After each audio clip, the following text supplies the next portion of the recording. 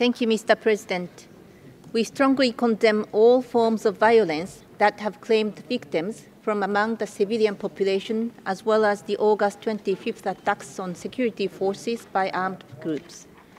Japan remains deeply concerned by the human rights and humanitarian situation in Rakhine State.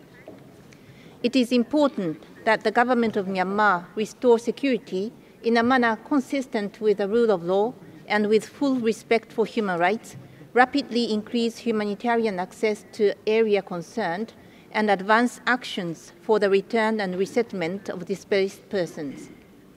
Japan strongly expects the government to work with increased speed to implement the recommendations of the advisory commissions on Rakhine State toward realizing mid- and long-term peace and stability in the state. Japan commends the government of Bangladesh on its generous hosting of displaced persons and on the great consideration it has shown from the humanitarian perspective for new flows of displaced persons. We welcome the arrangement on return of displaced persons from Rakhine State signed November 2017.